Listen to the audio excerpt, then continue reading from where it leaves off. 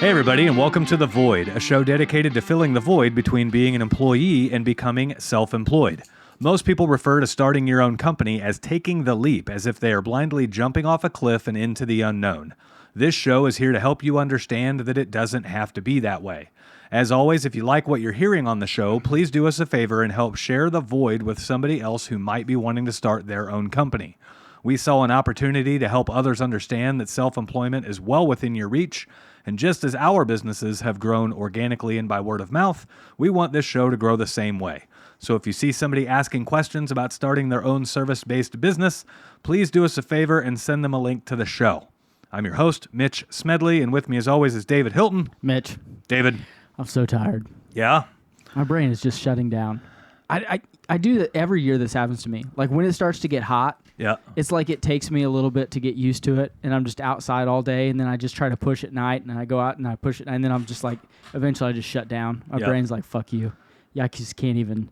Just so tired. Like, it's the worst, man. So we got so tired. We got a new shop. Not like we didn't change shops. We added. Our shop's only 20 by 60. It's small. Stop. What? So did you get the contract then all signed and everything? Okay. Yeah. So you went ahead and rented the new shop. Rented the new shop. So for those that haven't listened, like you want to just... Yeah, so we signed a big contract for a whole bunch of work coming up for like the next 5 years. And the work is going to be doing a lot of like concrete and floor break type stuff. And so preparing for all of that, like you need to have gravel in the shop and you need to have concrete bags in the shop and all that stuff. And it's like we already have that in small scale, but you're talking pallets at this level. And you got to have room to park that new trailer that you talked about last week. Yeah. And truck. And yeah. All that. So at this level, I wanted a separate single shop. So that way, if this is dusty or messy, it can just all be contained over there. Well, let's be honest. The other shop probably isn't big enough.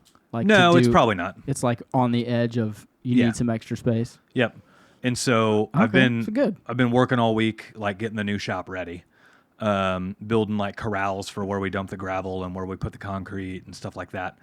And so I got the haul with that trailer. I got to haul gravel and concrete with that trailer this week. Oh. In my Lightning. And how's the Lightning hold up? Man, that thing can pull like crazy. Well, it's because it has a super low weight.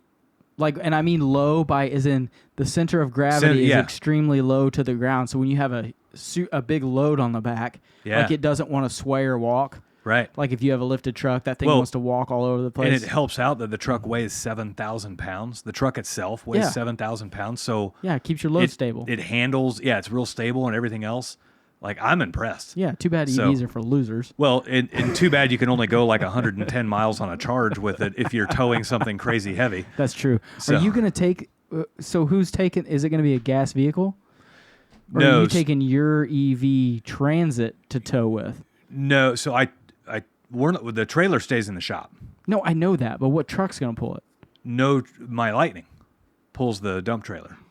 So you're going to let the guys use your Lightning every day? No, it stays in the shop. The trailer stays in the shop. I thought they were going to take the trailer every day to haul off the scrap. No, so they're bringing gravel to the job in 5-gallon buckets because you got to take it all down into the customer's basement. Oh, so they're going to pre-do it, load it onto the truck, take it there.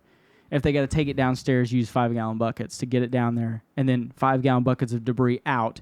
And then when they get to the shop, they're going to dump it in the dump trailer. Yeah, they just stack all the buckets along the floor of the truck, and then when they get to the shop, they just dump them all in the dump trailer. Oh, okay. So, I feel really bad for those sons of bitches. It's not... It's for stupid guys with big, giant arms.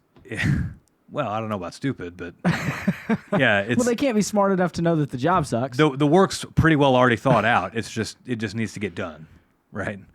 So... Hence what I just said. Stupid guys with big, giant arms. Yeah. Like, if they're too smart, they'll be like, this sucks. And they're not doing it. Yeah. They got to be right on the edge. Well, we're going to use it as a position for the guys to like get in with a plumbing company and maybe work into a little bit of becoming service. A plumber eventually. Gotcha. But you got to cut your teeth here. So feel bad for those guys. I mean, already. I've personally done this work every day, day in and day out for like 2 years straight. So sucked, didn't it? Yeah, it's not easy. And that was 14 years ago. So I ain't lying. So I'm a different man now than I was back. I was in my 20s back then, my late 20s, but still. Man, I miss those days. Yeah. Go out, work in the sun all day, wear a tool belt, go home, drink beer, go out or go frame my basement and be up till 11, and then get up at 5 and do it again and not even care. Yep. Now if I do that, I got to sleep for 3 days. Well, now if you step off a ladder wrong, you throw your back out. Yeah. Oh, shit, my hammy. Yeah. So, that lightning, I will say it's pretty badass. Like, the amount of acceleration it has. So I had that trailer loaded. The trailer itself weighs 2,500 pounds. And I put a pallet of Quikrete on it. Now I gotta do the math. I know what a pallet is. You don't have to tell me. Well, 80-pound bags, 42 bags on a pallet. So there's 3,600 pounds on a pallet of concrete. Are those 80-pound bags or 60s? 80s. I don't think an 80 will fit in a 5-gallon bucket. No, they take the bags. You mix that in the yard and put that into 5-gallon buckets, and then take mixed 5-gallon buckets down the stairs. Well, I always just put the whole 60-pound bag in a 5-gallon bucket, mixed it in there, and it was like a full bucket. Oh, so you're crazy. You didn't have to mix it in something else and then shovel it into something else to then carry it downstairs. The typical load capacity for a 5-gallon bucket's about 40 pounds. So an 80-pound bag 60 does 2 pounders. buckets. 60 pounders. If you brew your own beer or whiskey, the other guys know if you go to the brew shop, you can get 6-gallon buckets. There you go. I got them. I love them. They're awesome. So that I'm pulling around that trailer, and it weighs 6,000 pounds, right? Which isn't a crazy heavy load, but I bet that son of a bitch still goes 0 to 60 in 5 seconds, pulling 6,000 pounds, and the truck weighs 7,000 pounds. YouTube channel challenge for tomorrow. We might have to do that. Like, that thing's fast. Give Austin something to do. I know he ain't doing nothing. Oh yeah, nothing. He's at all. bored. Yeah, he needs a new challenge. The water heater worked out so well. Maybe you guys should try something lower. Yeah. Something easier. Hey, if you like what you're hearing on The Void and you want even more info, we just started a mentorship program specifically for trades professionals to start their business or to get their business to an incredibly healthy position. So if you'd like more info, click on the link in the description of this show. We're going that route already. So we just dropped 3 videos today, actually. Well, whoopity do for you. Yeah. I'll probably watch them. All right, what are the topics for today? I have no idea. You don't know. You tell me. We go all through all this pre-show stuff, and you don't write anything down. Be careful how you treat people. Be careful how you treat people. Stop assuming the worst. And then stop assuming the worst. All right. We got a story from the field. And we got a story from the field in between those two, right? Yeah. All right. What do you want to start with? So we're going to start with how we treat people. Shit. I'm going to tell you a story here real quick. So there's a guy, he's actually a recovering alcoholic, and he decides he wants to start going to church. Don't talk about me on this show. Well, it is what it is. Okay. So he goes to church, and halfway through the sermon, his phone starts ringing, and he realized he forgot to set his phone to vibrate or silent. And the person next to him starts looking at him and giving him this mean, crazy glare. The stink eye. And he's fumbling for his phone, and the person on the other side of him starts glaring at him and starts shushing him. And he's it's one of those things where he can't quite get his phone out of his pocket. It's just kind of stuck in there, and the harder you try, the harder it is to get out. Next thing he knows, the pastor is kind of like stopping the sermon until this guy gets his phone silenced, right? And so as he's walking out, everyone's glaring at him, and is this a true story? Like he's done this atrocious thing, right? And so now he's so embarrassed he never goes to that church again. But that night, he goes into the bar. And he goes into the bar, and he has a drink, and he's going for drink number 2, and the condensation was a little heavy on the glass, and it slipped out of his hand, and it fell on the ground and broke. And the person next to him reaches over and asks if he's okay and makes sure that it didn't like break and hurt his foot or he didn't cut himself on the glass. The bartender comes over and tells him not to worry about anything, and she'll get him another drink. It's no big deal. The busboy comes over and starts cleaning everything up and says, "Don't worry about this. I got this. This is my job. You just do you," right? He set foot in that bar every day for the rest of his life from there on. And the moral of the story is be careful how you treat people because you might just have a lasting effect on them, right? Yeah. So It's like, and I'm not knocking church, but you got all these people at church that think they're there for the greater good, but every once in a while something sneaks up on them where they're giving somebody some side eye and they're accosting somebody for how they're behaving, whether it's in their control or not, right? We all make mistakes or whatever. But then the flip side of that, you go to this bar, this guy drops and breaks a glass and spills drink everywhere, and everyone's like coming to his welcome. yeah, it's just like the thing. It's just like the lady in the line that's got 2 kids and one's screaming bloody murder, and everyone's just looking at her. Oh, this horrible! Just shut those kids up. You know, they're at Walmart giving her the stink eye the whole time. Like, why? Yeah. You know what I mean? There's kids. Kids are part of society. Yeah. Get over it. Yeah. She's doing the best she can. They're kids. We've all been there. Yeah, everyone's been there. Like, and you may make her feel awful for 3 weeks because you didn't just say, don't worry about it. Yeah. You know, as the person behind her. Shit, I blocked off an aisle at Target one time because my kids were acting up and they needed some course correction. Oh, shit. I cleared out a bottom of a shelf and we did an improvised timeout right there in the middle of Target. And this mom walks by, and of course I'd already spanked them, right? But Yeah. now they're in their little timeout there. And this mom walks by and she was like, I know exactly what's going on here. I'm sorry. You know, for a moment you think she's getting ready to like yell at you or something. And she's like, I feel you. Yeah. Yeah. I've been there. Yeah. This too shall pass. Dude, I saw a lady at Walmart one time whip her kid's ass. And then another lady was like, do you really think you should be beating those kids? And she was like, you want to take them? Yeah. Take them. Fucking take these kids. You want to be next? Yeah. I've never seen someone, I've heard people say that, but I've never seen someone be like, bitch, you want to be hit next? That'd be funny. I mean, yeah. But people don't, like you were saying, people do not realize the lasting impression you can leave on someone with literally a look, a stare, 5 words, right? You know, a sarcastic comment, right? And I mean, you hear it all the time about, like, as an employee, you know, if you have a group of 3 or 4 guys and one of them's just a pain in the ass and you've been looking to get rid of them forever, because what's that guy do? He's just always a little snide comment here, a little, you know, asshole there, and blah, blah, blah. He's mean to this guy. Well, he gets fired. One of the other guys that stays there goes somewhere else, and then that guy becomes a manager that left second, and the guy that got fired first for all the snide comments is trying to get a job from that guy later. Right. You know what I mean? Because you just know, you hear it all the time. It's stupid and cliche. It's a small world. It is a small world. It's very small. And you see people that you grew up with 20 years down the road, and they remember crazy everything. Shit about you that you had forgot. Yep. And they're like, oh, do you remember that time you did that? Do you remember?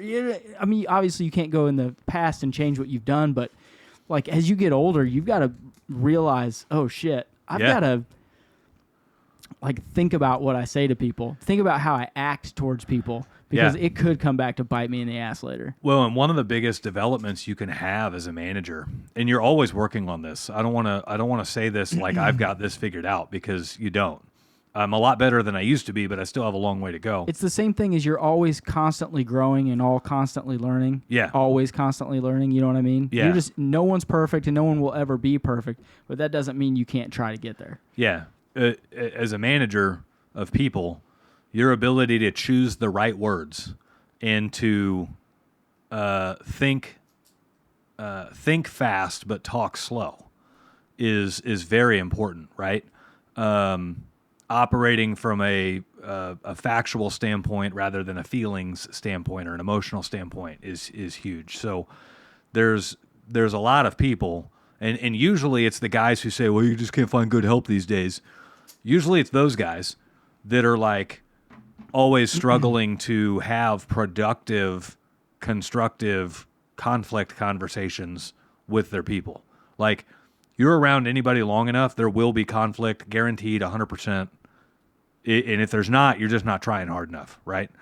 And so being able to talk through that conflict in a productive way is huge. Yeah, and you know, you were saying just a second ago about, you know, think fast. For those that, look, that's kind of like a skill some people are just born with. You know, they can just act quickly on their feet, know what to say.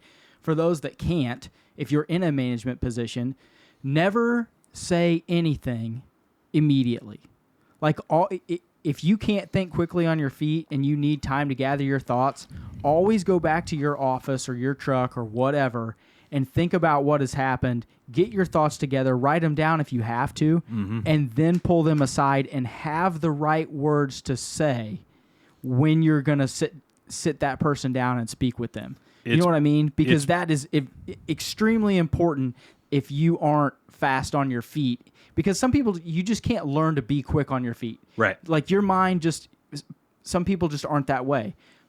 Just learn to not say anything, basically is what I'm saying. Don't say anything. Then take time when you have time to think about it. Dictate what you want to say. Then have that meeting with that employee or other manager or person or boss or whatever. Yeah. It's perfectly acceptable when somebody comes at you with, especially when somebody comes at you with something you weren't prepared for. Yeah. It's perfectly acceptable for you to say, that's a good point. Do you mind if I think about that here for a little while and I get back to you? If it's a question. If it's a question if it's a problem they're bringing up or anything. Like, they could be bringing up a problem. Yeah. And that's fine. You don't have to solve it immediately. Yeah. That problem's been there for a minute. That's why they're bringing it up. So it's perfectly okay to say, if let's say they're coming and saying, so-and-so's treating me like crap and they're always doing this crap and, I'm just not going to work here anymore if they keep treating me this way. Hey, I get it. I feel you. Can you give me see what I can do about that? Yeah. Can you give me some time to learn a little bit more about it and I'll get back to you. Yeah. Right. It's okay saying, man, let me gather my thoughts and just kind of, see what I think. And if I need anything else from you, I'll ask you and then I will handle the situation. Yeah. I was thinking of more of like conflicts that pop up real quick. Yep. But that's a good example too of and when even people come at you with stuff like that. Even the ones that pop up real quick, it's amazing what 3 seconds can buy you. You can think about a lot of shit in 3 seconds. Yeah. Right? Yeah. So 5 minutes is an eternity. Yeah. If somebody's coming at you and they're hot, maybe they're not even hot at you, but they're just angry, right? For one, don't ever tell them to chill out because no shit, right? And that's never worked. My especially if you're married. My go-to reaction was get bent. Yeah. Fuck off. Fuck off, right? That didn't help me. That didn't work. For all of you listening that know me, that didn't help me. Big surprise. Yeah, that did not help me. So it took me a long time to learn that lesson. It's perfectly okay for letting them vent and you're thinking about a good response, right? And a tactful one. And your response is coming from a place of production and getting to the end goal, not retaliation, not listening to respond, but listening to understand and then responding correctly, right? Yes. There's a lot of people who enjoy conflict. They enjoy fighting and all of this stuff. And so they listen just to retaliate and get another dig in, and there is no progression happening with that whatsoever. Nope.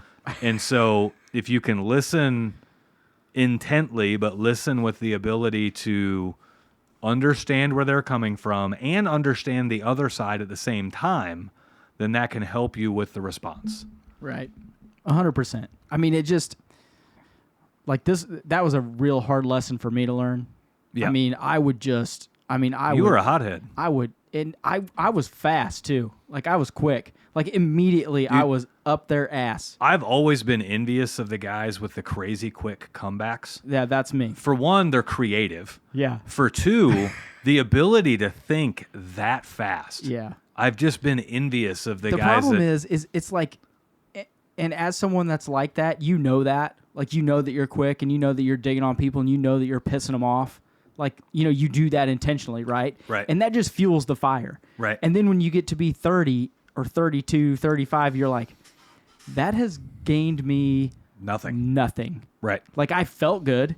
I was in some good fights because of it. Right. But it literally gained you nothing. And when we talk about on the show and in the lessons on Trade Winds about being able to grow up and swallow your pride and be like, you just can't be that way and be successful. It doesn't work. Right. I am a prime example of it doesn't work. That stuff, it may have got me to the head of a construction crew. Whoopity-doo. Right. You know what I mean? Yeah. Whoopity-doo. Like in the grand scheme of you want to be great and be really successful, it does you no good. Right. Like you need to be able to, and I still haven't figured this out. How do I take that same kind of wit and drive and anger that like drives that wit and then refocus that later? Like that's something that like you were saying earlier, you're constantly working on that. This is an example of what I am constantly working on. Like how do I focus that energy? Well, into something positive that helps me personally. The guys that are like that, and like you and your younger self, you were quick-witted, but you had a different goal in mind. Your goal was to extend the argument. Your goal was to get them, right? Your goal was to get back or whatever. It was to piss them off. Piss them off, right. Yeah, it was to piss them off until they looked so stupid. We either were fist fighting or like there was applause. Right. For the record, there was never applause. Like that's just, There's always a fist fight. That's not always true, but so it was dumb. I mean, it's just dumb. The difference is the goal. You were quick-witted, but your goal was to piss them off. So if your goal is to identify the problem and put a resolution in place, you can still use your quick-witted nature and your humor and your ability to think really fast. You can still use that to your advantage. It's just you got to change the end goal. So yeah, and I get that. What I was really meaning was how do I use that in a to like make more money? Well, it's kind of hard to if you have a team of people that are helping the business make money. It's kind of hard to make money if that team gets smaller, right? Yeah. So the goal would be do not be a douche so that people stick around. Yeah. Yeah. It's crazy, right? It's like a light bulb just went off over your head. Right. So yeah, the goal would be to end this in a way where the team stays together and everybody is now happy, right? Right. And can joke around about it later. So, but ultimately, like this happens on so many different levels. It happens to complete strangers, like you were mentioning. It happens to complete strangers in supermarkets or at the store or whatever. It happens while you're at the supply house. Let's say you own a company and one day, maybe you don't have employees yet, but one day you do want to have employees. Well, every interaction you have with people at the supply house is like chalked up in the memory banks of them to where you may ruin your ability to hire many people down the road simply because you treated somebody at the supply house like absolute horse shit. Well, yeah, it goes towards your reputation. Like you're building your rep. People don't realize this, and I didn't realize it when I was younger. You're building your reputation all the time. Yeah. Like you're constantly building your reputation. You know, I've got a buddy of mine that he got a new building. And he called me up wanting me to give him a price for a whole bunch of plumbing in his new building. And he had just got keys to this building like the night before. And so we meet over there the next morning and we go to flip on the lights and none of the lights work. And I'm just like, oh, they don't have your power turned over into your name yet. So let me go grab a flashlight. And he loses it. And he's like, stay right here. And he gets out his phone and he starts calling somebody. And I can only assume it's the power company.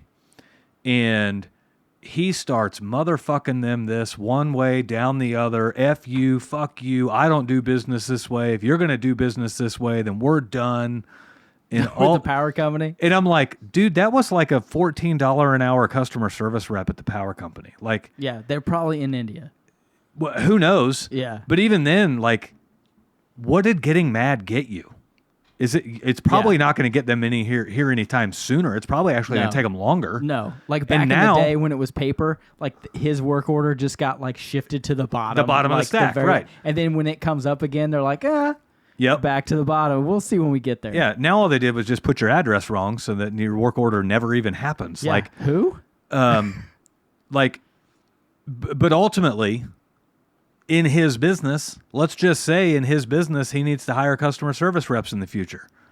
And he goes and puts an ad on monster.com or whatever. Yeah. And that person happens to hate their job and they're looking. Do you think they're ever going to want to come work for him? No. No, right? That's good. And, but But I mean, that was just a small glimpse. I was only around him for about 10 or 12 minutes that day. But that's my glimpse, right? That's the last time I was around that person. And that's the lasting memory I have with them was how they treated the customer service rep who had no ties at all to his issue. Yeah, and literally he just signed his lease the day before. Like the thought that you're going to get power turned on in a building and into your name within 6 hours of signing a lease is pretty crazy. You're obviously your brain doesn't work at full capacity. Right. You know? But let's just say you had never met that guy. Say you didn't know who that was, and they called for a service call or an estimate, and you went out there, and then that happened.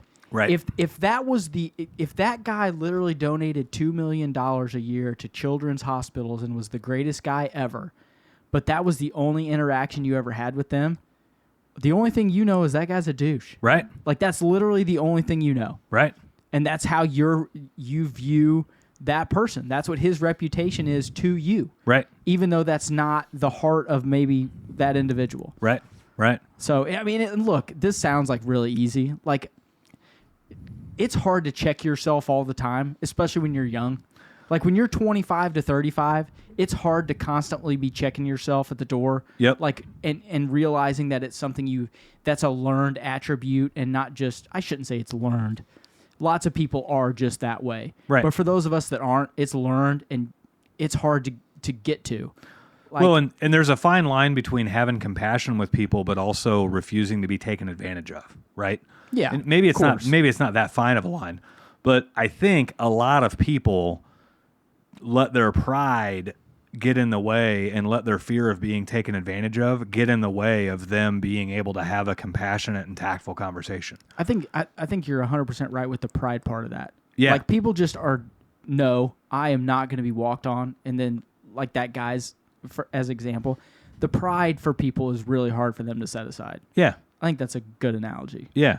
And some people are so addicted to that kind of conversation, they'll like hang on to it forever. And then they'll tell like one argument with somebody or one a chance to like own somebody or destroy somebody.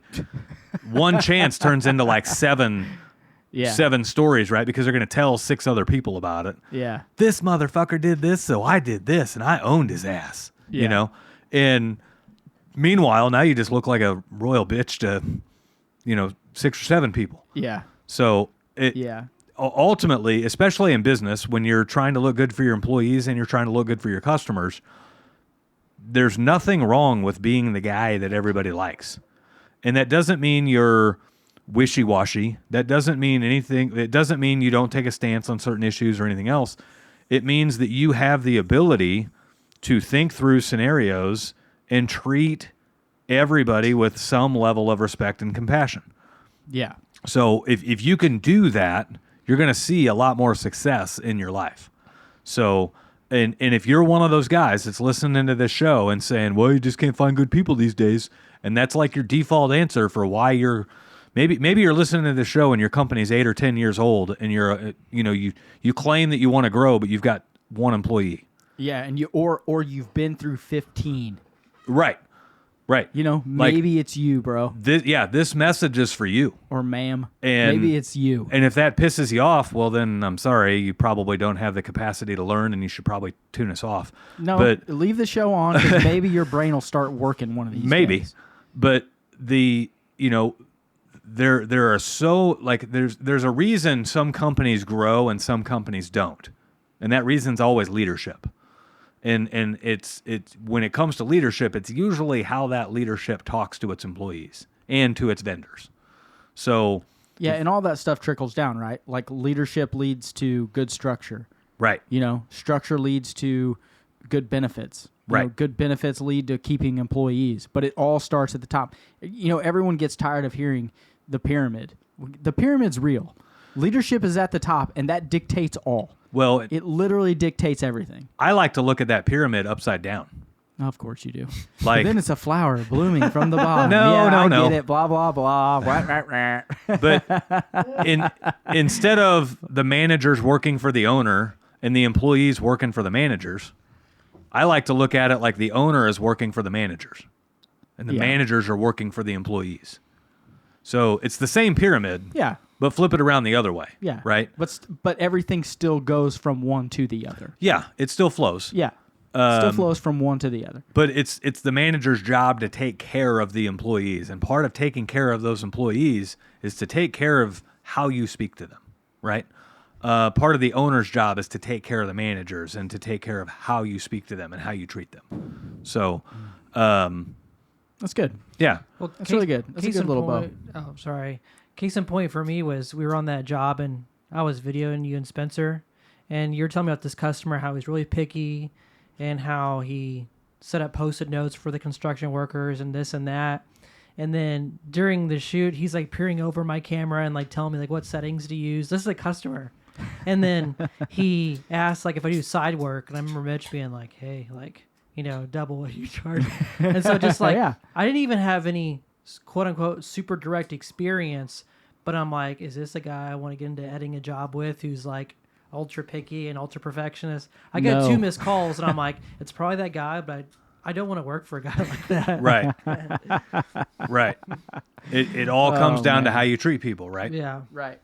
So, time for a story from the field. Brought to you by Field Pulse. Brought to you by Field Pulse. Field Pulse. Stories from the field. Let me go find it here. All right. So this is actually story from the field number 2 from Adam. It's not his story, but he sent it in. He sent it in. Mr. Bestian. Yep. So he says, we travel a lot for work, and Airbnb offers a good alternative to hotels up until it doesn't.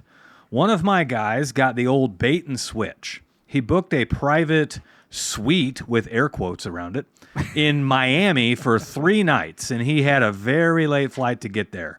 He got to the house around 2 a.m. and was greeted at the door by the host, who brought him inside to the living room with 6 other people sleeping in it. The host led him down a hall and brought him to a child's bedroom. The host woke the child up and sent him down the hall and told my guy that this was his room for the night. He would give him further details in the morning. Now, keep in mind, my guy is 6 foot 2 inches tall and weighs 230 pounds, and this bed was a toddler bed. It did have a nice set of Dora the Explorer sheets on it. My guy slept there for 4 hours and then finally got the courage to get up and leave, canceling the rest of the stay and leaving a 1-star review. When we asked him why he even stayed at all, he said it was because he didn't know how to back out of a situation like that and he didn't want to seem rude. Well, now we call him Baby Bed.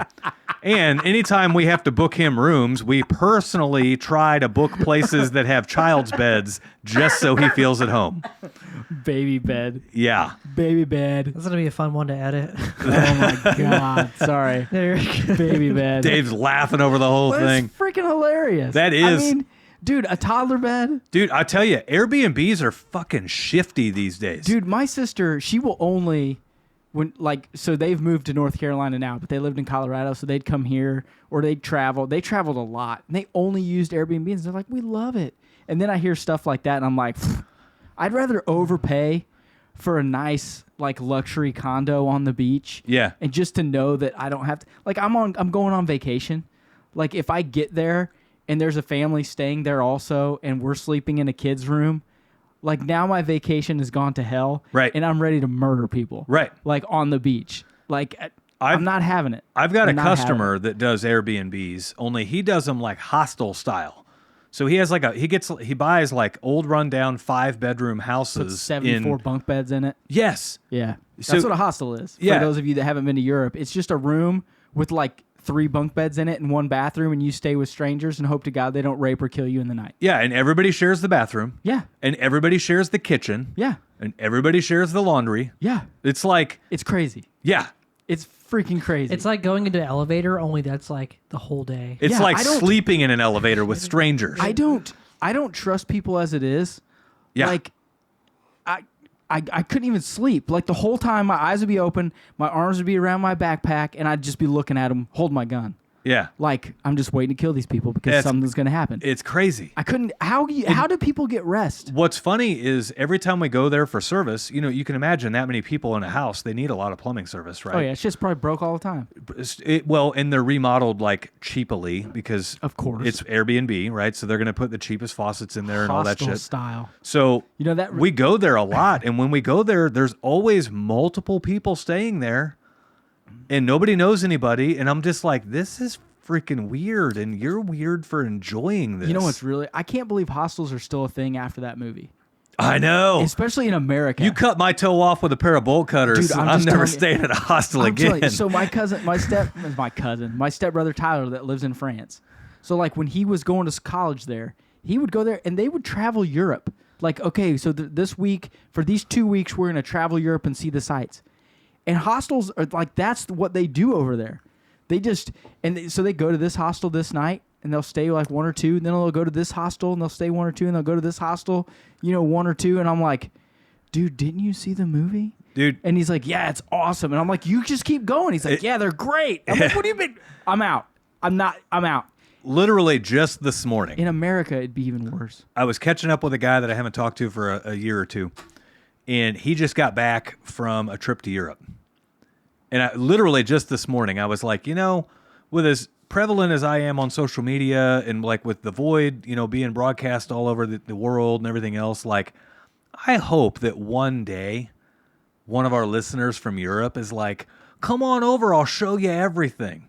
Because that way you get like the best treatment in Dude, Europe, we like can the go over behind and- the scenes shit, We can go over with my Not- stepbrother anytime. not the touristy level, but Yeah, like the real stuff. like here's the cool bar to go to. Don't go to this one because that's where all the tourists go. Yeah. Like, here's the real one. Yeah. Do you remember Rusty? Yeah. So he was from the Czech Republic. Okay. He tried to get us to go there like every year. He's like, dude, let's go to the Czech Republic. He's like, you don't understand. I can't do his accent. It was really great, and this is gonna be like a little dirty for. I don't know, but he's like, dude, and this is what I was single at the time, but he was like, dude, you go to the Czech Republic, he's like, all the girls want to come to America, and like he would show me I mean, these girls are like 10s, like all of them, and he's like, these girls want to go to America. Are And they tens just because they're from another country? No, they're 10s. like when you're growing up in school, Oh, and you think all girls the from Russia are hot? rival high school had all the hot girls. Yeah, at least someone had all the No, hot chicks. no matter what high school it was, they were hot because they weren't at your school. No, dude. Like you know how ripped Rusty was? Yeah. Like people from the Czech Republic, they're just on a different level. Like all the girls are hot. He's like, dude, they will do anything if you're from America. Like that was his voice. Like, look, All right. if Czech Republic's on the list. I haven't talked to Rusty in like 12 years. If we go to the Czech, he's like, dude, no, seriously. If we go, like you get whatever you want. Like Just for a chance. like every night from a different girl the whole time we're there. Like that was his sales pitch. I wish I would have gone. Is that a hall pass? Are you overseas? I wasn't married. Well, Oh, I you're talking am about now. Oh, Yeah. you're thinking about going now. Well, yeah. I'm not. You know what? This conversation is taking a left turn. I was just trying to give you a good thing from my past. But if we ever did, seriously. So Tyler speaks German and French. And they travel all over. So if you ever wanted to go, Might need a translator. if you told him, like if I called him up and I said, dude, okay, we're going to do this trip for 2 weeks. We want to travel to all these destinations. I'll pay your way, but you're my personal translator. He'd be like, okay, Done. When are you coming? Right. Dude, That would be cool. If I ever do Europe, it's 3 weeks. And here's why. It takes you like 3 days to get there. First off, it's a transatlantic flight now, one way. It takes like 12 hours. You're there. I get it, but You like start in Spain or Portugal, and then you roll around. by the time you get there and actually like get there, it's like 3 days. Yeah. I'm not. I agree with you. Like, if you're going to go, you need to go for a long time. Yeah. Like, I always wanted to go to Italy and do those, they have those Viking cruises. They're luxury cruises. So Yep. the ship only holds like 150 people max. And you have a private condo in it and all that. I'd love to do that. Yeah. Like, to just go from Sicily to Greece, I'll all never- around Italy. That would be great. I'll never get Danielle on another cruise ship ever again. Well, it's because you took her on a shit cruise. No, we went on a good cruise, but bad weather came in. And the cruise was designed to stop at a port every day. The boat was not of the size where it was like ready for like like a- days at sea, Gotcha. right? And so the weather got horrible, and we had to miss like a stop or two. Oh, shit. And so we spent like 2 or 3 days at sea on a boat that's not really meant for that. Did they have a casino at least? Well, they had a casino. They had all that Yeah. shit. But, I mean, it was rocking like crazy. Yeah, those big boats don't rock. Ooh, man. Seasick as shit. Yeah. Ugh, So that's the worst. and the classic cruise thing, right? Everybody on a cruise is newlywed, overfed, or nearly dead. that was like a classic example of what we saw. I will never go on a cruise unless it's a Viking luxury cruise. That would be the only way I'd do it. Yeah. The only way. That's Yeah. it. That's Yeah. it. I would like to I go definitely to Europe. wouldn't go on a Disney cruise because I don't want to be around other people's kids. Preach. I barely want to be around my own. All right, She's last starting to wear topic. me out. She's only 10. Did she do what I told her to do last night? Come on, dude. She went straight up to the house and ratted you out to my wife. Mom, Mitch told me to get a screwdriver and write my name on the red car. That's exactly what she said. Yeah. Oh, my God. All right. What else you got? Last what's topic. our last topic? Stop assuming the worst. So we as people, as humans, have this ability to analyze a situation and then assume the worst. We look at a situation and we identify everything that can go wrong with that situation, and then we assume that that's what's gonna happen. And then we start making decisions around the fact that that's what's gonna happen. And it fucks us every single time. Every single time, the worst never happens. That's first off, that's not true. Sometimes the worst does happen, but it's a very, very, very, very, very small percentage of the time. Yeah. I will say that I am a pessimistic person in general. Austin, you got that recorded, right? Austin's Dave's not even- admitting it. Like Austin's step not number even- 1 is admitting you have a problem. Austin's not even listening to the fucking show right now. But like, I have to think about, like I have to check myself all the time. Like, okay, try to be positive about this. Right. And listen, a lot of the times when I am, like, when I think something's going to go bad, like I always assume the worst, but it's usually, I have a good gut reaction of what is going to happen. And something does go wrong, but it's not nearly as bad as I think it's going to be. Right. Like that's where I'm usually at. I will say that optimistic people, this is how Mitch is, and it drives me insane. I want to beat his ass half the time. He just always assumes that everything is not just going to go right, but it's going to go perfect. Yep. That also never happens. It doesn't. No, but if you think that way all the time, more times than not, you're going to overcome whatever hurdle that is. Yes. People in general, all of the very successful people that I know that make some serious jack, and Mitch is, I'm not even talking about Mitch, they are super optimistic. Yep. Like they are just always, all the time, everything I touch, everything I do is going to turn to gold. I just know it's going to happen. And 8 times out of 10, it does happen. Yeah. And the other 2 times it doesn't, but they don't give a shit because the 8 times it did. Yep. Like, and it literally, man, this is like a Dave self-help fucking episode. Like, it drives me insane. Like, because the whole time I'm thinking, okay, well, if it goes great, this will happen. If it goes bad, this will happen, this and that. And, you know, like, I just don't have that blind, unwielding, everything's going to be great all the time mindset. Right. Like, I have to think about it and say, okay, wait, stop. It's probably going to be, like, worst case scenario, it's going to be a middle of the road situation. Yeah. And it'll still be fine. Yeah. Like, I have to tell myself that, and then, like I was saying, 7 or 8 times out of 10, it goes well. Well, You know what I mean? So- Am I making sense, or am I rambling No. like a complete dipshit? you're fine. The logic for me, I had to train myself to be optimistic. And this actually came, so a mentor of mine pulled me aside one day, and he said, Mitch, you're really smart, and you make a lot of good decisions for the team and for this company. The problem is you recognize areas that can go wrong, and you vocalize them. He's like, most of the time, those areas that can go wrong never fucking happen. You're vocalizing them and scaring the team. So stop vocalizing the problems. Stop vocalizing the possibilities that can go wrong. It's perfectly okay. This is what he told me. He said it's perfectly okay to recognize them up here in your head, internalize that, develop your own. He says, I know why you're vocalizing it. You're vocalizing it because you're saying like, okay, if we do this, we got to watch out for this, and we got to watch out for this, and all this. You're developing plans for how to overcome that if it actually materializes. But most of the time it doesn't materialize, but in the meantime, you're scaring the shit out of the people around you because they didn't even think that could happen. Well, how do you get over, if I mess up your train of thought, I'm sorry. How do you mentally get past the worrying about it part? Like, so for me, if I think something bad is going to happen and I were to literally, like, and this is kind of what I do, I will think, okay, if this bad thing happens, I will know how to handle it. Right. Like, I know how to do that part. But then how do you stop from worrying about it? That's a good question, right? Give me just a second here. What the hell happened? The show shut down? Are we still on? Stop. Are we still recording? Are we still doing the Void podcast? Is that what's happening? I'm looking for a quote. Oh, here we go. That quotes don't help me. I need real analytical answers. Analytical answers. Say that 10 times fast. I mean, that'd be tough. So I was looking for a quote. Give me the gist. What's the gist? I posted this years ago, and now I can't find it. Of course not. You post 8 things a day. I know. So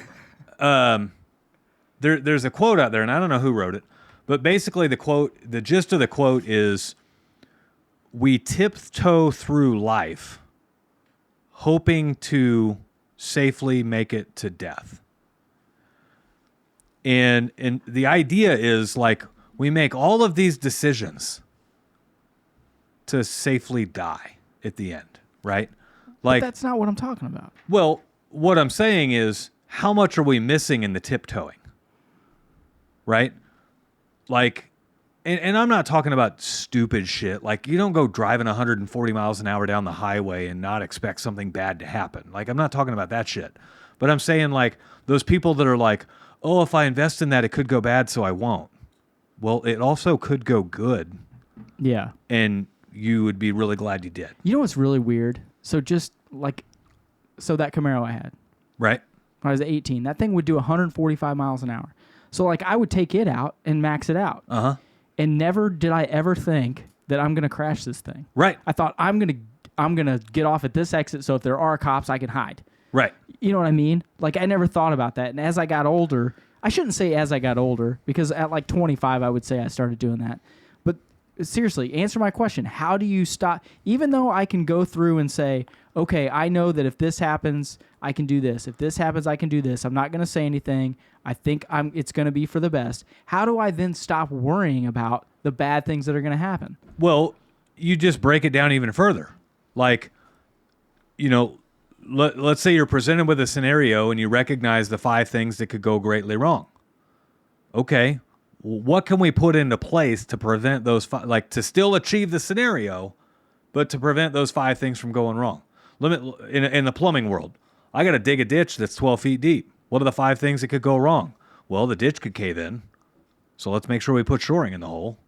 Right? Done. Yeah. Okay, that's done. Or bench back the first 6 feet and then put shoring in the hole. Okay, now I don't have to worry about a cave-in because we have shoring. Done. No worries. Right? I still got to be mindful that the shoring's done right and everything else. But it's in. It's done. Right? Let's see. The customer could not pay the bill. Okay, yeah, that's true. However, if I go back on the track record and I look at, we've been in business 3 years. We've only had 1 customer in 4,000 customers not pay the bill. Okay, so the odds are 1 in 4,000 that the customer's not going to pay. Okay, so that's not a concern. So now I don't have to worry about that, right? And then, like, what's another concern? Oh, we might get caught. We're doing work without a permit. Well, okay, so we go buy a permit. So that's not a concern. Like, you can safely navigate some of that shit and eliminate all of your concerns. And then it just comes down to being real. Like, a lot of people operate from a lot of people treat customers like shit because they're afraid they're going to get fucked over. And it's amazing how many times you see this happen. Yeah, it's pretty bad. Yeah. All right, so you've newly started your company and you're trying to pinch pennies. However, you don't realize the biggest thing that's hurting you right now is not gathering all of your information into one spot and making it super efficient for you to use. So the answer is Field Pulse. It gets you off of paper tickets. It gets you off of all of that crazy office work at the end of the day and reconciling all that stuff. And it lets you organize everything with ease. It puts it all into the computer. It actually puts it all into the cloud. So it's not even putting it on your computer. And it lets you organize your customers. It lets you organize all of your service calls. Heck, it'll even route you to your service call. And the best part is, even after all of that, you'll probably realize about a 100% growth in your business just in the first year of using Field Pulse. So if you'd like to check out Field Pulse and see what great looks like, click on the link in the description of this show. They'll be like, I want 85% down up front. And that way, wonder why they don't get any work. And then wonder why they don't get any work, or wonder why the customer's like treating them funny, right? And so they're doing all of that out of fear that they don't get paid. Well, if you operate with a legal mindset with the customer is going to reciprocate that and give you a legal approach back. So if you operate from a caring and genuine concerned mindset that you just want their problem solved and you just want to be the guy to solve it, well, guess what? They're going to be happy to pay you. Yeah. So, this goes with everything. Real life scenario today in our business. We have one technician who went to his first service call of the day. We schedule 3 to 4 calls on each tech each day. And we have one technician that went to his first service call of the day, and he stumbles across a big job. And I've told all of my guys over and over and over, the most important customer is the one standing in front of you right now, right? The rest of your day does not matter. I will handle all of those calls. If you land across a big job on your first call, you tell them you can do it right now, right? They've already waited long enough for us to get there. Yeah, and you're trying to make that big sale. You don't want to push that big sale off to go fix a toilet for $185. Exactly. You know what I mean? Exactly. The money's literally there. All you have to do is reach out and take it. Bird in the hand's worth 2 in the bush. It's worth 5 in the bush. Right. But yes. So we reschedule off the calls from the guy. Like, I take one call because it's kind of a warranty callback anyway. And we reschedule off another call, and then we move the last call to one of our other plumbers. And one of our other plumbers was trying to get off work early. And at this time, we were needing to make all these moves. It was about 11 o'clock. This guy's not going to quit, is he? No. He hears this on the show? Okay. So we move it over to this other plumber, and the other plumber, he's already run 2 calls. He's already completed 2 service calls by 11 a.m. And, we work 8 to 4. So he's got 5 hours left in the day. He's got 2 service calls left to run. And so we move this one rescheduled call over to him. And he starts freaking out, and, it's, I'm trying to get off early. I got somewhere to be at 6 p.m., which is understandable. Getting off at 4 and trying to be somewhere by 6, like, that's a real timeline, right? It can be. It can be a bitch. And so, he starts giving a lot of pushback about taking this extra call. And I'm like, look, can we just play it by ear? Like, you've got an estimate and then what seems to be a smaller service call on you right now. This one that we're wanting to add to you seems to be a smaller call, but we never know how these things go. You could go to your estimate and they want you to do the work right now, and now you can't run any more calls. Or you could go to your estimate and they kick you out of the house because they don't like your pricing, and now you're done with 3 calls before noon. Yeah. Right? Like, we just don't know. But it makes logical sense to put it on you versus put it on me. And so, as we talked through it, he started to understand and he started to realize, and everything was fine. But our natural human psyche is to, like, plan for the worst. Well, and it's to panic. Yes, exactly. You know what I mean? It's just to panic because you have, and to be honest, I don't even know why we do it. Like, I do it. I'm bad about it. Right. I don't know why it's in human nature to just assume that it's not going to work out. Like, I'm sure, look, we're not going to get too deep into this, but I'm sure a lot of us need therapy. Like, that's what, you know what I mean? Like, it's deep down ingrained from, something in the past, childhood, 8 generations ago. Dude, I don't know, but it's think a a lot hard of habit to break for sure. I think a lot of this is derived from mass media, but even social media, right? What's your perception of Chicago? Would you be willing to walk around Chicago at night? No. Right? No. Okay. But it's not. It has nothing to do with media. It has to do with the fact that people are actually getting shot, and that's a fact. Right. Totally a fact, right? Yeah. Now, I'm going to assume 99% of the people that are getting shot in Chicago, I'm not going to say they have it coming, but I'm going to say that they're choosing to put themselves in situations where that becomes an increased risk. Of course. Right. And it's probably if just this is, I'm talking out of my ass.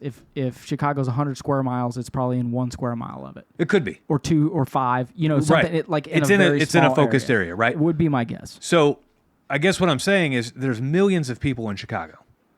The odds of getting shot are 50 in a million, right? But then they go down even more when you realize I'm not in the crowds where all that's happening and everything else. So yeah. not that I'm standing up to Chicago in the slightest, but I'm saying that the media in all of the scare tactics that come across both media and social media drive your desire to be fearful of things, right? And that Here's another one. go ahead. Raw cookie dough. Love raw cookie dough. How many times have we heard in our life that you'll get salmonella from eating raw cookie dough? Well, first off, you can get salmonella from eating raw eggs, which is in raw cookie dough. 2, I think that's been perpetuated by mothers who are tired of seeing us eat the fucking cookie dough that they just made. Maybe, but like they're trying to get cookies baked, and you sat there and ate 8 spoonfuls. That's 10 cookies. right.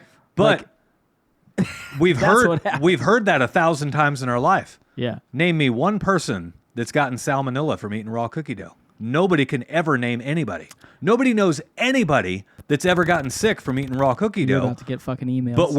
But please, I know, right? please, like, No, prove me wrong in this one. But I agree. here, like, literally every time you see somebody go get a spoonful of raw cookie dough, it either pops in their mind or somebody fucking says it. Oh, watch out! You might get salmonella. That's not true. Bullshit. I say, get me a spoon. Yeah. Like I won't. Like I dig right in. I'd like to have a bite of that. Right? Is It's that like okay? it's like when you're golfing and your buddy accidentally taps the ball off the tee.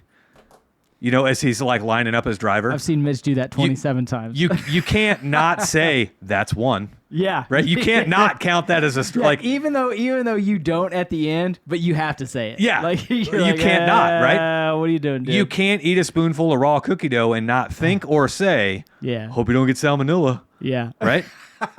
Like, here we are. We're all afraid of this whole salmonella thing. Yeah. Nobody's ever fucking gotten salmonella from eating raw cookie First dough. off, I'm sure people have. Okay. Prove it. The odds are in. I mean, I've eaten thousands of spoonfuls of raw cookie dough. The and I'm law of still here. averages says that some people Maybe. have gotten sick from salmonella Well, eating Murphy's raw Law, cookie too. dough. Yeah, Murphy's Law too. Yeah. Well, too, I think a lot of the you talked about people's innate like desire to like reject and like fear. I mean, I think for me, anybody who's grown up like working in fast food restaurants, so you've all had those experiences where like I'm a people pleaser, so it's like, hey, can you stay an extra hour? So you're off at 5 p.m. and then that turns into 11:30, and they're like, oh, thanks, you know, we'll get more staff tomorrow, and then 4 weeks goes by and you're staying like 6 hours after your shift. Like that's what happened to me because I'm like, hey, I want to be a team player, I want to work, and then that's what developed my like my defensive mechanism with that. Yeah. Right. So right. then you're always afraid that that's going to happen. Well, Right. you know, another prime example is like if you see a guy riding a motorcycle wearing shorts, what's your first inclination? That's gonna hurt when he falls. That's going to hurt.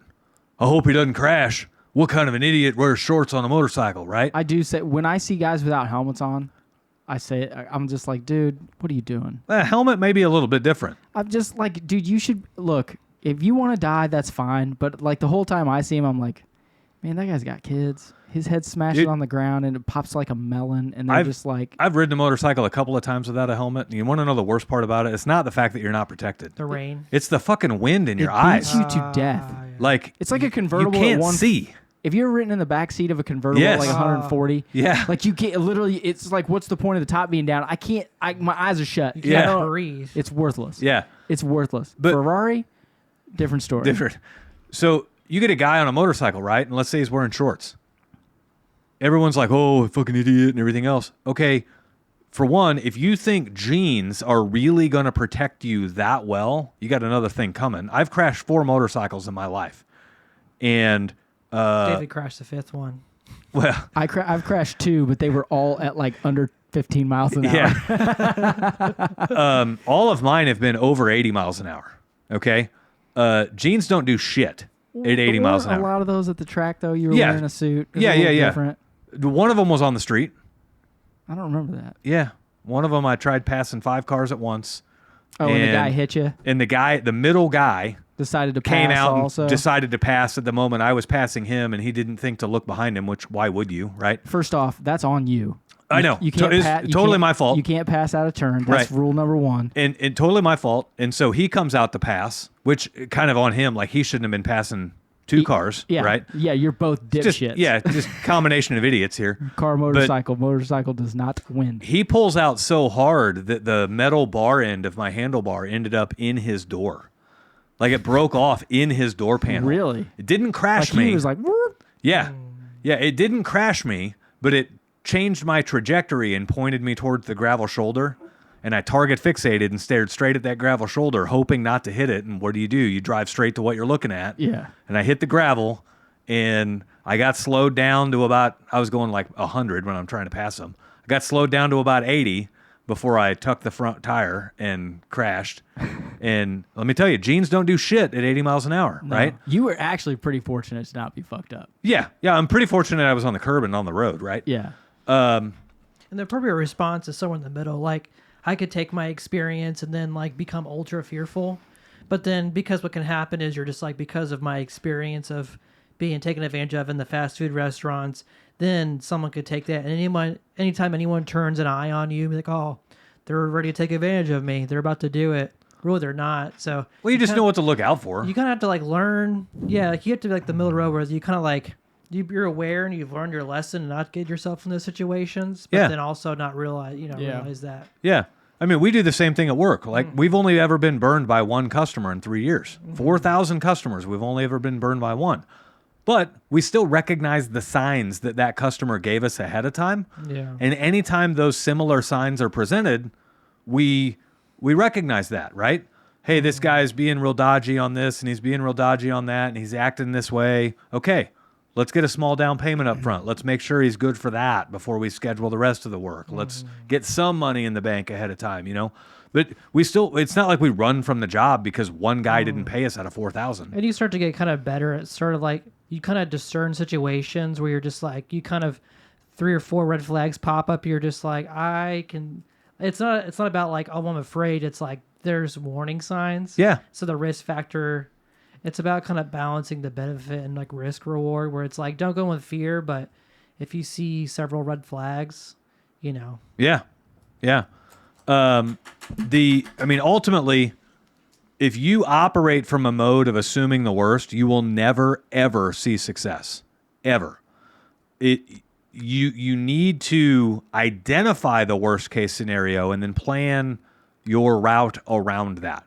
Because if you're operating from assuming the worst, you're going to assume customers aren't going to pay you. You're going to assume guys are going to steal from you. You're going to assume your employees are going to fuck you over. Like, you're going to assume your accountant's fucking you over. You're going to assume your digital marketing agency's fucking you over and everything else.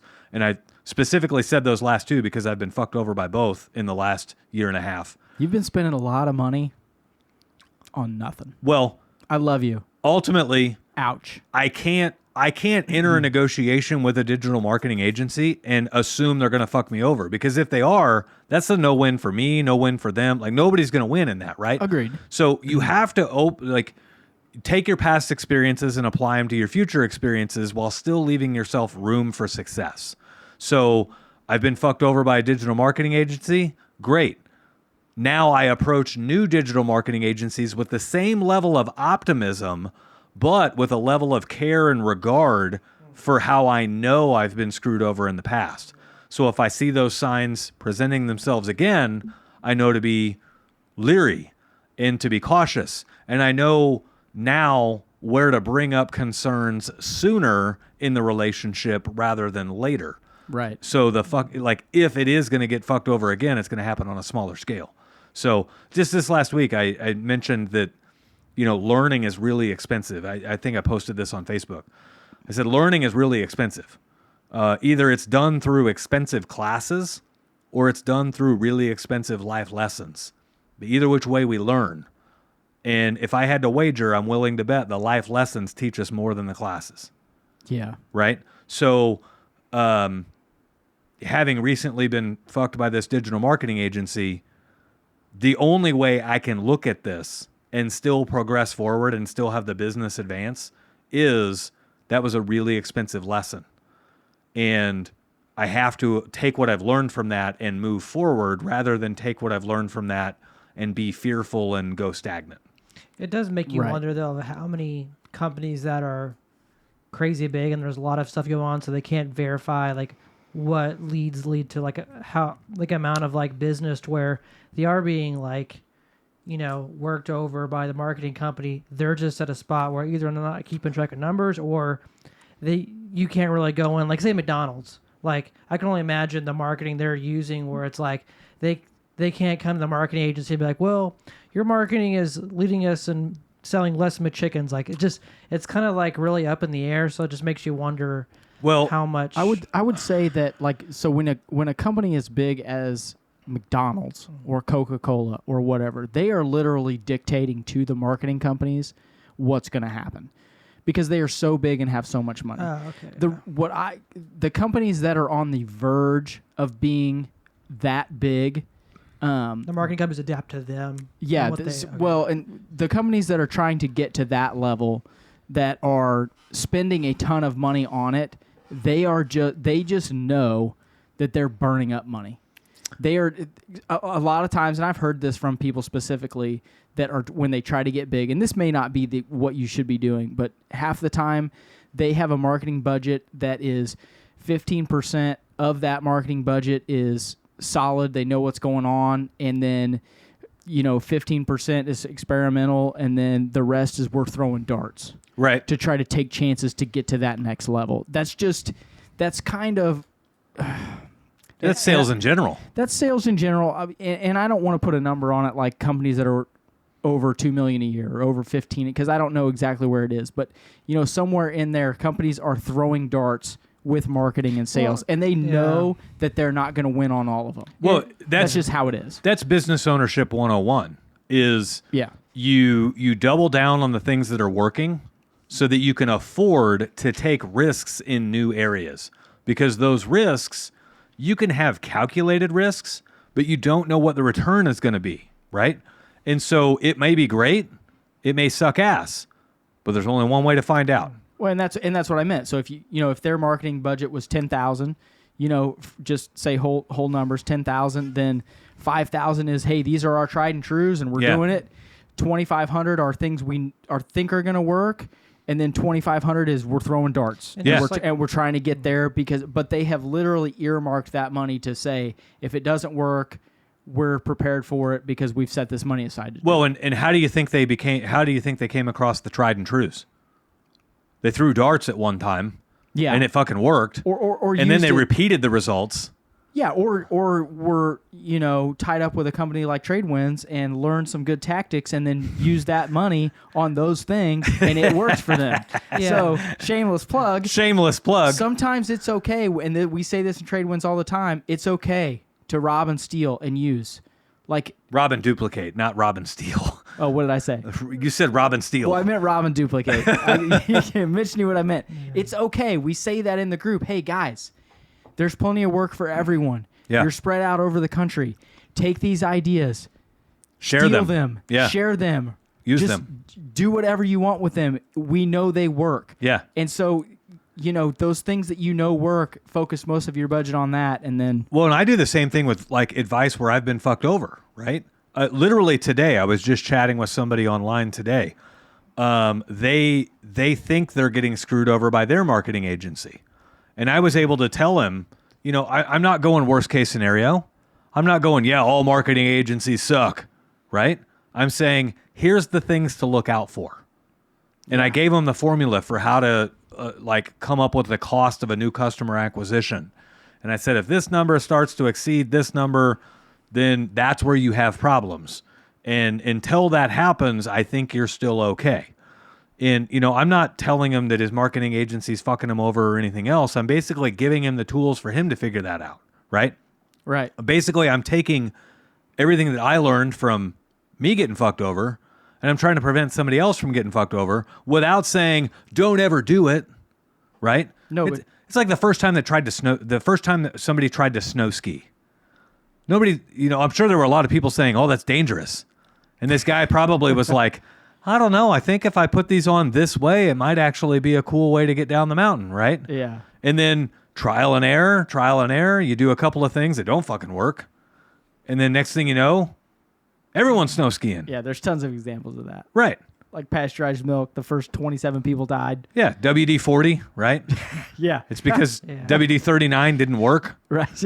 Yeah, That's a bad dad joke, but that's good. Yeah. I imagine on their level too, it's more of like keeping track of their marketing and return like on the masses. Because in my mind, I'm like, say I'm watching Hulu and I see a McDonald's commercial for McChicken at 12 p.m.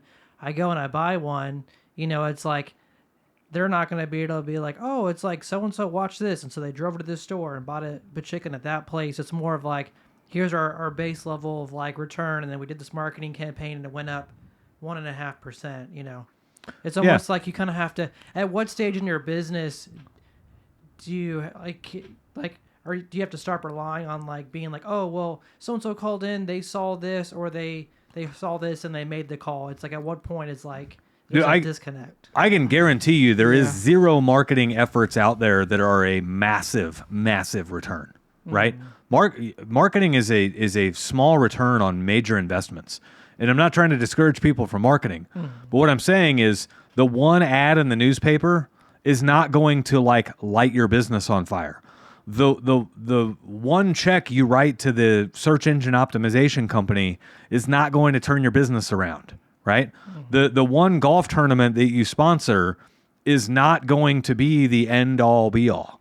And so the number one thing, now that we're kind of on the subject of marketing, the number one thing with any marketing is realize that it's a sum of collective efforts.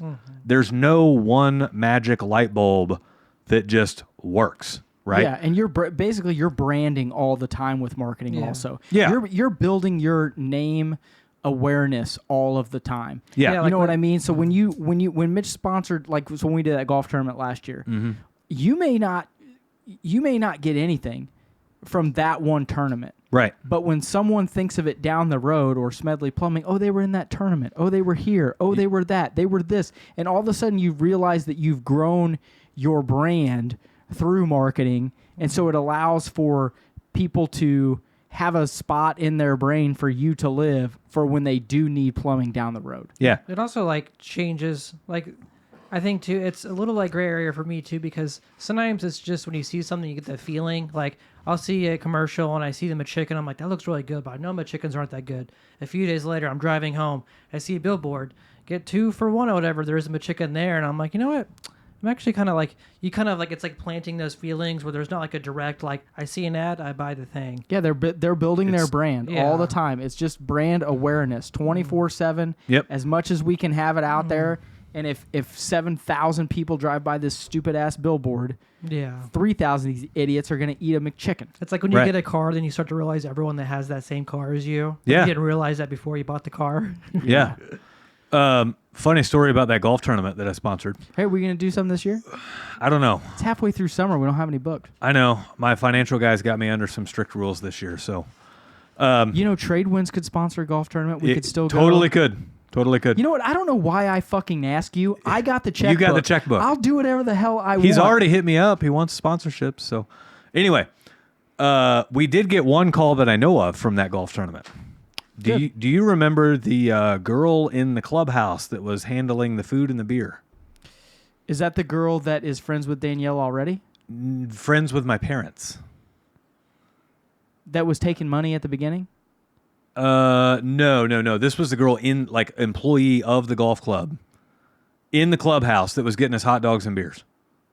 Older lady? Older lady. Yes, I do. I tipped her like $20, I think. So she calls us 2 months after that golf tournament. Oh, really? And she was like, I think it's just meant to be. Here you guys were sponsoring the golf tournament, and I grew up with your parents, and now I've got a plumbing problem. So we go out there, and I can't remember what the problem was, but we quoted her like $300 to get it fixed. Too much? Fairly minor repair. She called into the office and threatened to call my parents. Because it was too much money? Because we were trying to rip her off. I'd have told that bitch to call. You know what? Hold on. I'll have my mother call you, you bitch. And I took her information. See, this is the problem. What were we talking about earlier? I go straight to vindictive. And that's exactly what I'd have said. I'd be like, you know what, bitch? Hold on a second. Let me get your info. I'm gonna motherfucking call you. Yeah. That's what I'd have done. I'm like, I just fell off the wagon. God. Man, Dave is like attacking, and Mitch is like, "What's your truth?" Just kidding. I'm burning the clubhouse down. And I'm like, ma'am, it was like a heavy toilet rebuild or something. Like I can't remember what it was. It was it wasn't like a whole house repipe. It wasn't like a water heater replacement. It was probably a Toto rebuild, and the parts were $270, and you charged her $30. Yeah, poor Mitch. I mean, like I can't remember the exact details, but I'm like, I mean, I've had customers call concerned about the price when the price is like thousands. This is $300. $300 is a lot of money to some people. I totally understand that, but still, like I'm gonna call your the thought of I'm gonna call your parents. Did you say go ahead? And I'm like, well, they're my insurance agents. They got a pretty good eye on how much we're charging, and they got a stake in it. Literally, my insurance is based off my annual revenues, so. They know. Wow. Wow. Yeah. So -1 call. Got it. Yeah. Like, all right. Well. It's like almost so crazy. You just wanted to see it play out. Like you call your mom, dad. Hey, like. Let me know if she calls. I need more of the story because I need to track this. I'd have told my mom. My mom's passed away, obviously. But if I'd have told her, hey, Mom, this is what's happened, she'd be like, who? Yeah. And she'd have been on the phone, bitch, what? Yeah. Like, she was pretty... Or get him in on it, be like, actually, he's charging you like half the price he should. Your mom's still pretty nice. Yeah, she's overly nice. She doesn't get fiery. Both my mom and dad both are overly nice. They're super soft. I love them. I don't know about soft, but they're definitely overly nice. Yeah, they are. Mm-hmm. So... They'll be like, oh, I'm sorry when you punched me in the face. Did that hurt your hand? Yeah. Do I need to get you a bag of ice? Yeah. It was like the chillest They're experience when I was getting my insurance all figured out. It's just like sitting in the chair and I said, okay, let's open your with Vic? Yeah, Vic. Oh, yeah. Man. Vic is like, something. That's an experience in its own. First off, I don't know Vic. if I go chill. I love Vic. If it takes 10 minutes, you're there 45. Yeah. Like it just like he's. I think I was there for 2 hours or something. He's gonna give you the story about how the system changed and now we got to click this button instead of this button. I love your dad though. I you know what? I should have switched to him a long time ago because I like talking to him. Yeah. Like it's not just he's like my friend. You know when I call him, I'm like, hey Vic, what's going on? You know we shoot the shit for a while. You know he's gonna go to bat for you if there's ever an issue. Oh yeah. If he doesn't, I know where he lives. Yeah. And I know where you live. So and his grandkids. So yeah. Did you ever hear that? So Danielle was texting and driving like 4 years ago. Oh, big fucking surprise. I know. Maybe it was 4.5 or 5 years ago. She's texting and driving and she hits a storm drain and she calls me and she's like, hey, I just got a flat. And I'm like, okay, you're a farm girl. Like you can fix a fucking flat tire. Did you tell her that already? No, yeah. And she's like, First off, she's a farm girl but doesn't want to do anything. Right. Like she pretends she's a farm girl, but she doesn't want to do shit. Right. So I'm like, straight. You fix it, you know? And she's like, well, I think my wheel's broken. And I'm like, what do you mean? Okay. What do you mean, bitch? My wheel's broken. And I'm like, and I'm 40 minutes from her, right?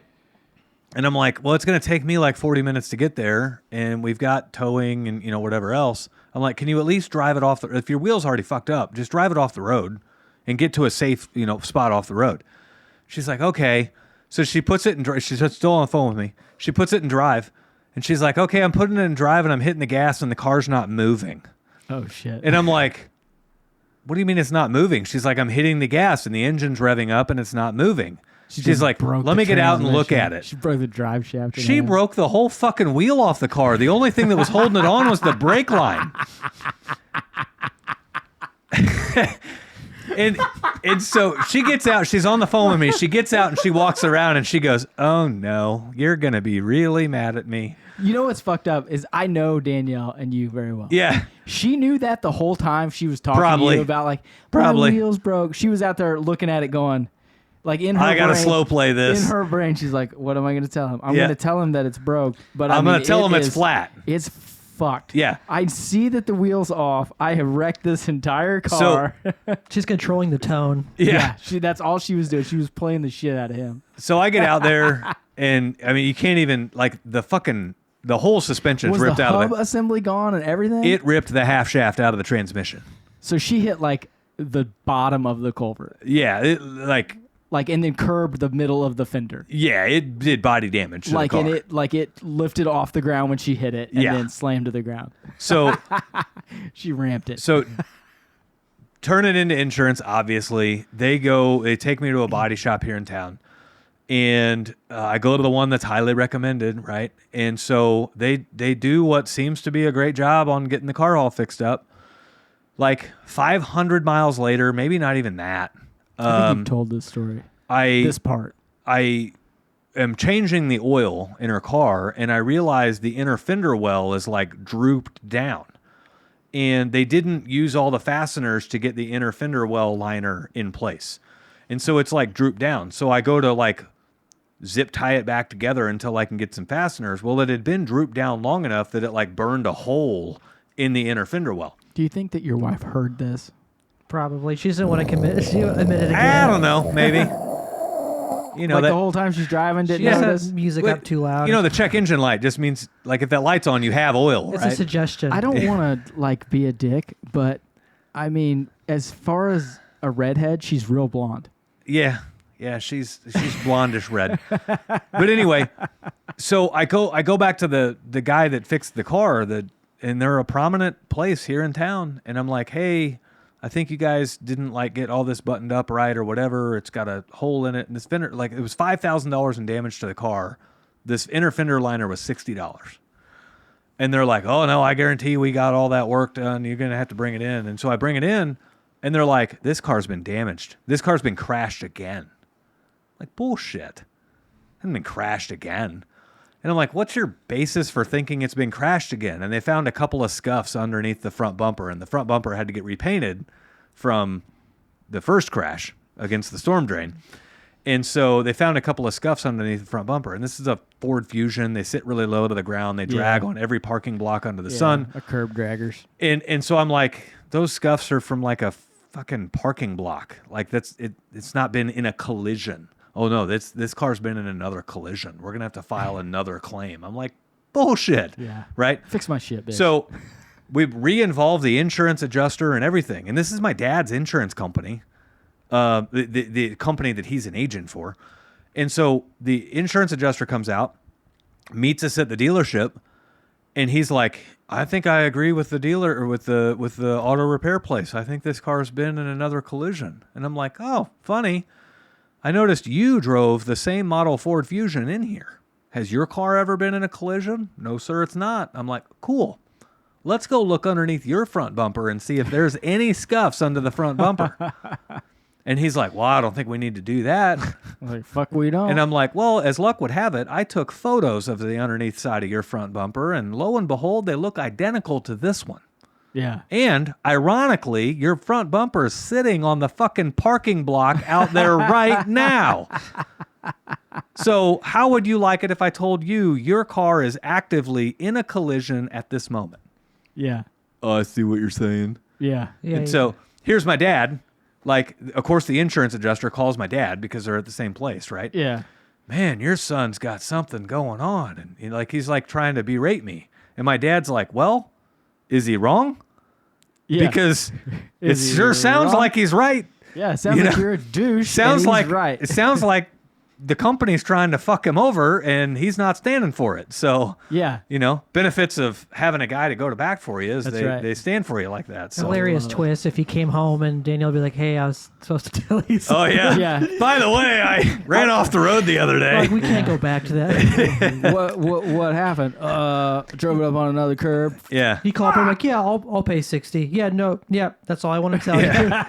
Well, ultimately, I left the thing with that guy. I'm like, so I'm a $5,000 customer with you. Now, granted, most of that was my insurance, Yeah. but still, it's through me. I'm a $5,000 customer with you. If I personally have a $5,000 customer in my business and they come to me with a $60 concern, I handle the concern and move on, even if I know flat out that they're taking advantage of me.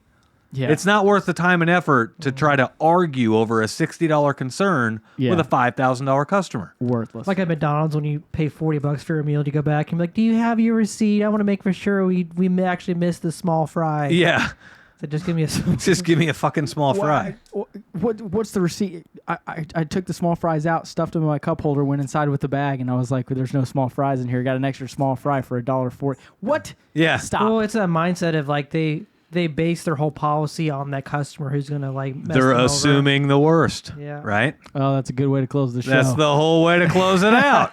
Thank you, Austin, for bringing it to a close. Yeah. Austin, thank you. Shut up. I can crank those landing gears out and we landed. All right, so this one ran way long. Sorry about that, but it is what it is. I fueled the last half hour. You probably did. That's the last time we give Austin 14 Snickers and 5 Starbursts before the show. I'm gonna take his 3 chocolate candies, assuming the worst. And a glass of sweet tea. This is actually water. Oh, man, he's getting better. Assuming the worst. No comment. Dave's No like, "You're comment. right." No comment. I'm tired. All right. I'm out of gas. So that's it for this show. If you guys like this, if this brought you value, if it made you think of things in a different way, please do us a favor and send this show to somebody who you think needs it. And by the way, you've been doing better on the Spotify reviews. I don't have an Apple phone, so I couldn't even tell you how many reviews we have there.